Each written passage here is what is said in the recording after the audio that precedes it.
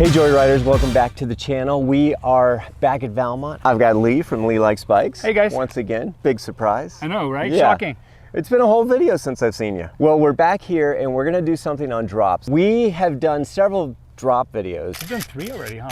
I guess we've done 3. Wow. Drops are more complicated than I thought. I think we could probably do 3 more. The one to this side, we covered, I think maybe in 2 different videos with different styles. We did it like on the Send It, the 90% video. Yeah. And then we did a pop off of it for the 9% video. This one is more problematic and is different, so we've left it out of all the videos, but I think we referred to it at least once and said, we'll get to this. We're not gonna do this one. Why? Because it kicks up at the end. You see it's not flat like the other one. Yeah. And because it kicks up, it's actually a little bit of jump mechanics. So we'll do it, but we'll do it in a different video. Yeah. Yeah, today we get to it. Oh, yeah. You know, I only rode it today because I know we're shooting on it. I never hit it. This is a drop that I only hit for work because of the exposure and the skinniness. I just don't like it. Sounded like he went around it. A lot of people go around it. Any drop with a lip is not a drop. Is not a drop. It's a step down jump is what it is. So what is a step down? Step down is any jump where the takeoff is higher than the landing. So this is a perfect example of a step down right here. And the mechanics are jumping mechanics, not dropping mechanics. I actually prefer jumps to drops, so maybe it's not surprising that I kind of like this thing. The other thing about the lip, it is going to kick you up a little bit. And you want it to kick you up. If you try to absorb that, you're more likely to get hung up. So you hear the same messages from us over and over again. This is one of those situations where you cannot half-ass it. It needs to be a no, which is great, which most of us do, or a full yes. Full yes, row off the lip as if it's a little jump. We've done drop videos, 3 of them, check them out, right? And we've also done a basic jumping video. This sort of drop is potentially very dangerous. Make sure that you're good at the basic and the pop and drop techniques, and make sure that you can handle like a basic small jump safely. Those 2 skills will come together for this. We go drive one of your bikes? Be a BMX bike. Don't do this with your mountain bikes. Yeah, don't throw your SB150 XTR Di2 build off this thing. But the BMX will be fine, we think. And we're gonna ghost ride it off of both and show how the lip changes what's gonna happen. My guess is for this drop, the bike will just roll off. It'll be survivable.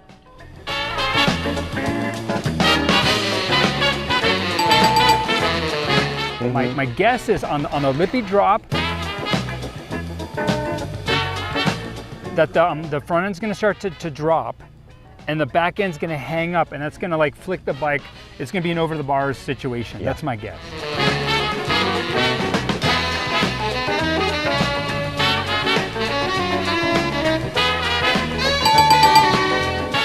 Yeah, so if you ghost ride a bike, that's what a passive rider looks like. And maybe it would be worse with a rider because a rider is going to add even more mass. True. The BMX bike didn't get back on itself. It just stayed centered. Yeah. But a human when they hit stuff like this, they get back. Tends to get extra stiff, extra back, which just exacerbates it all. One of the things that makes a drop like that so intimidating is the visual. You just have this like little protuberance coming out of the earth. There's something in our DNA that makes that scary. Probably because we don't want to fall out of trees and things like that, right? Yeah.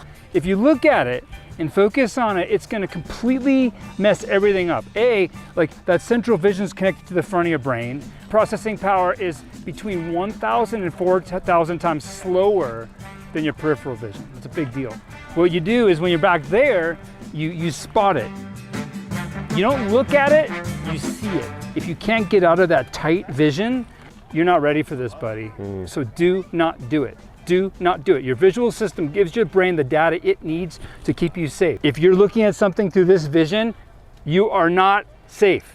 It's almost like a zoom on a camera. You can't zoom your vision, but you get fixated on a thing. That's like the human version of zoom. If you got zoom vision, don't go. Wait till you've got wide angle view.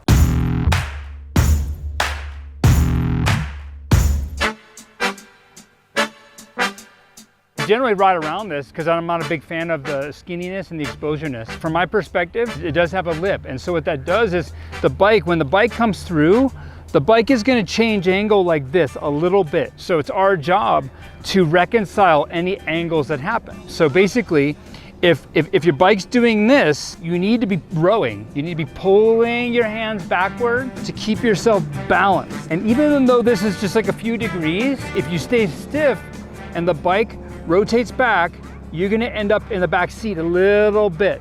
And that's gonna load the rear wheel and it's gonna hang up more and tend to put you over the bars. So I'll get my speed and then I will get a good pump through here, a good row, all right? And a pop, and as soon as I'm in the air, I treat it like a step down jump and do an anti-row, and it's all good. This lip it's a very small angle change. So pay close attention to Alex's hands. And what you'll see is as he comes through the wood section, you're gonna see that he's gonna kind of like draw his hands backward a little bit, which is part of a row. And that does two big things for him. The most important is it keeps him balanced as the bike changes angle. Again, this is basic jump mechanics, just applied to a slightly different scenario.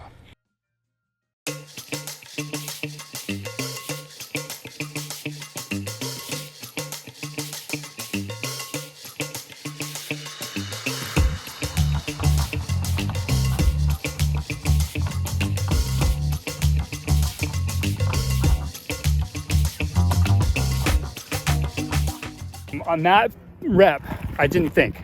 I did an Alex.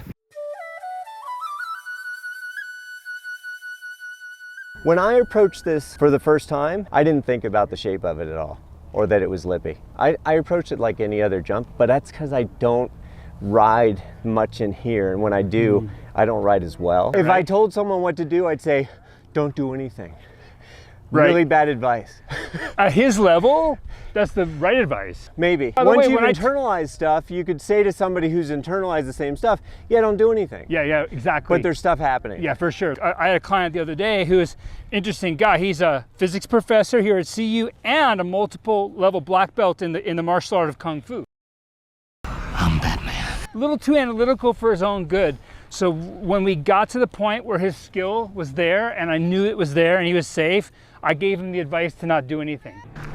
And I don't do anything. Nice, dude. I said don't do anything as I came off, but I'm doing stuff. You're doing stuff. Don't take advice from me. Take advice from Lee. You know what would be kind of perfect? When you're thinking about stuff, take my advice. Be Lee. When you're doing stuff, be him. I think that would be like a really powerful combination. You know, my personal belief of why Lee is a really good teacher is because here's everybody you were racing against, and here's you. And to make up that gap, you had to really analyze things. I worked really hard. You worked super hard for it. I think over and over, if you look at the great coaches, they were always just below the top. Roger Starbuck doesn't go and become a great coach. No, it's the quarterback that was second string, and they go on to have these incredible coaching careers. And even when I won races, and I did some of that, Yeah. in my heart, I was still here. I was still below them, so it kept me hungry.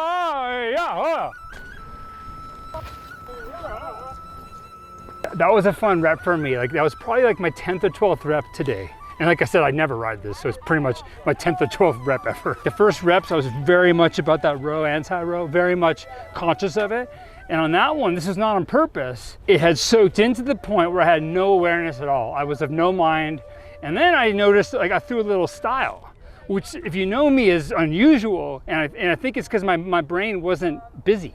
So it had a little more space to appreciate what was going on. What if style comes from who you are and you can't express yourself until you're not thinking? Your personality comes out in that next layer, right? So yeah, Lee's, when you're thinking, you can execute and you can do straight airs. Yeah. I can show up at the park and I can look, and my eyes are not very good, and I can look out there and I'm like, oh, there's Alec. Yeah, from Or like 200 meters away. there's Sean. Yeah, you can totally tell. There's a personal style, it's a signature to everybody, and that's coming out after the mind turns off. Yeah, like if your conscious mind's in charge, you're not expressing yourself, you're thinking. Yeah. I was watching a video on Japanese archery. Every lesson that you could ever learn was in the arrow and the person and the bow, and I thought bikes have all the same stuff. For sure. Anything you're doing. If you do it with depth. That's what this channel is about. It's not really about like riding bikes. It's about finding those truths through riding bikes. Okay, I'm gonna go and do something beautiful right now.